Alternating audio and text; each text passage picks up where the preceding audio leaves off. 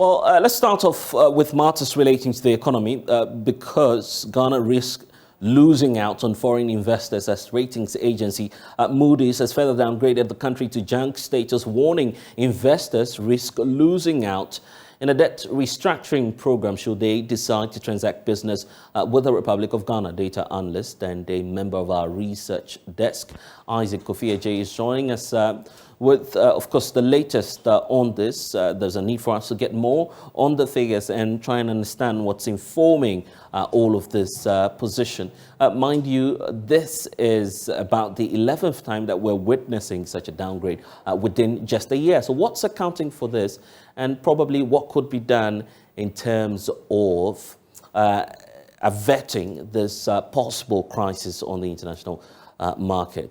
First of all, Isaac, there's a need for us to explore what's informing this. So help us understand the implications of this. We do know that indeed we're in the range of a C category. What can you say about what's happening to our status now? Even as we work to, of course, understand this details with Isaac Kofi on your screens now, you have obviously excerpts of what it is that the indications will be for us as a country. We'll be breaking all of the figures down for you. Just give us a few minutes, but as we get that on your screens right now. So here's where we are currently. AA2, we also have a CA, that's where we're being downgraded to. And obviously, if you take a look at this, this has an implication because this is a rating action. Moody's is now downgrading Ghana from this to the CA outlook as we have it. And it's part of the conclusion that they're drawing out of the whole report that we're receiving now. Isaac Kofi is here now. We'll be speaking to Professor Lord Mensah shortly, who would be providing us with his expert thoughts and analysis on this. But Kofi, just help us understand really what's happening here. We're seeing a CA, and for those who are not technically, literate, let me put it that way, in terms of understanding what the implications are, there's a need for us to of course, explain that to them. So let's start off from where we are right now. Right, so there you have it on the touch screen. We've moved from a CAA2 now to a CA. Now, if you look at the Moody's, the credit rating scale, you can actually see that the bottom three is actually from CAA to C. So we are just one step ahead, away from the dreaded C category. Now, if you are, your sovereign debts are actually tagged as unsustainable or CA, what does this simply mean? Simply means that, obligations rated CA are highly speculative and are likely in or very near to default with some, perspective of recovery of principal and interest. We saw the finance minister actually acknowledging that they have actually done, a debt sustainability analysis, and they've known that our debt levels are currently unsustainable. And so what will government do? But the last time we were at this point, this was at the beginning of the year, just look at where we were and then where we are now. Just, around, 14 January, this year, we're around B- with a negative outlook. That was according to Fitch. And, S&P was B- a stable outlook. Moody's was CAAA1 with a stable outlook. Now we are at, a CA. We've moved, about 3 or 2 steps away from where we were at the beginning of the year. So if you look at this, right from the beginning of it, this is actually the first time, it's unprecedented to have such a number of downgrades in less than 11 months. So you can see it over there. The first to come in the scene was Fitch, 14th of this, January 2022, followed by Moody's. There was S&P, Fitch followed. There was another Fitch. Then we have also Moody's followed with 2 downgrades in less than 3 months. But there's something that, they actually outline in the report that we really have to focus on. Why are they actually downgrading Ghana's sovereign debt? It's just because we've announced in our 2023 budget that government is considering a debt restructuring. And they believe that if there's a debt restructuring, then the private sector will lose heavily. We'll be looking at the reason why, probably Moody's feel the private sector will probably lose. If you look at this chart from the finance ministry, We actually gleaned this data from the Finance Ministry's annual debt report for 2021. Now, Blessed, look at those that government is owing as of 2021. If you look at those who are holding government securities, so if you break this down, domestic investors were holding about $152.4 billion Ghana cedis, which is about 84% of the entire debt that we have. If you break this down, the banking sector alone had about 91 billion of this 152 billion securities that the domestic sector is holding. Non-bank sector about 61.4 billion. So imagine there's a haircut, or imagine there's going to be a debt restructuring. You can imagine the kind of impact that it will have on such a space. And if you look at foreign investors, about 28.9 billion, which is about 16% of the entire securities that they have with government. So if there's a downgrade, what does it simply mean? It tells you that if you don't do anything about it, or you do not get any further foreign liquidity, there's going to be pressure on your foreign reserves.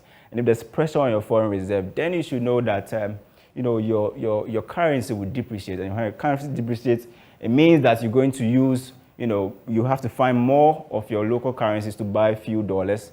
Fuel prices are likely to go up, and when fuel prices go up, you definitely will know that transport fares will also go up. You have price of goods and services, and your ordinary kinky and fish probably go up. Isaac Ufeje, helping us with the figures. So let me bring in now Professor Lotmans, economist and associate professor at the Department of Finance at the University of Ghana Business School.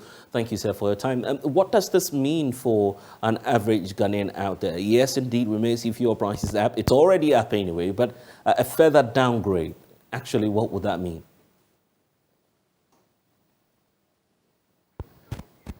Prof, you'd have to unmute so we can hear you. Yeah, so the signal is clear. I mean, I'm being downgraded from CAA to a CA. I mean, it is in the speculative region, for which at the end of the day, it's more or less default is imminent. And I believe this is as a result of the possible debt restructuring that, that is looming. You see, this rating is purely for creditors. It's creditors that feeds on this. And what it tells you is that the likelihood of government, borrowing becomes very, very, minimal. Ability to raise money keeps on reducing. And that will feed on to the budget that we just read. If you look at the budget that was read, the government has declared about 61 billion, financing. And purely the financing is going to come from the domestic market. So if you look at this, it tells you that anybody that is prepared to lend to the government may have to think twice, may have to look at what is happening and the possibility of, what his money can do, or the likelihood of government paying back. And this is what the rating signifies. And if government is not able to raise funds, it turns out that possibly some of the promises that has been put up in the budget will be difficult to be fulfilled. So it will be a budget that we've read, but then not achieving anything. So it has a way of building up into our lives, because at the end of the day, if government is not able to raise enough money in terms of foreign currency and in terms of local currency, some debt obligations of the government will be difficult to be satisfied. And when it happens like that, government may have to entice the market by raising interest rates. And that is when you see the policy rate that keeps on going up here and there. That will feed on interest rate structures, building up into treasury bill rate, for which government will be squeezing the private sector. In the end, the private sector will not have room to operate, to create jobs here and there. So it will be only government that will turn up to be in business. And that business will not necessarily make any impact, because we know government is business. Government business, normally, sometimes the returns on it, to measure it becomes difficult. So it is quite tight if you are downgraded in that manner. But, from last year to this year, we've not done anything different to secure our, rating, to make sure that at least our ratings are maintained. Let's see going forward, if you look at the IMF program that we are about to have, for the purpose of credit credit, what do you call it? Credit support that we'll get from this IMF, we are likely to get that credibility, and possibly our ratings will start be doing well. So I believe that policy support, if we get it from the IMF, we'll find a way to, improve on our lives. But for now, we are in the last time we witnessed a downgrade, we had from the leadership of the economic management team largely disputing some of the assessments that were going on. I think the trend is clear. This time they won't come out again. Last time I mentioned that for them to come out creates more chaos in the minds of the investor or in the minds of the creditor. So once you've gotten that transition of being downgraded consistently for about 3 times within the year, you should know that it truly reflects the economy. So I don't think this time the economic management team will come out to dispute with the trend. And I guess the big question out there is, do we have a way out of this? Yeah, we do. It all boils down to how this IMF program will go. We are likely to get, apart from the financial support, there is that kind of, soft benefits that we can get from the IMF program, which is the policy credibility. And, anytime we find ourselves with IMF, we try to be in line when it comes to our financial management. So with IMF policing us, we are likely to have that kind of, credibility, and that will build up into our, credit rating. So there is a way out. It depends on where we get the IMF program and how, we stay disciplined financially in the years ahead. In terms of the 2023 budget, how can that be best suited or perhaps tailored towards addressing some of these concerns? I have mentioned it earlier that, looking at this downgrade and then the financing gap that the government has created, it might not be feasible to achieve it.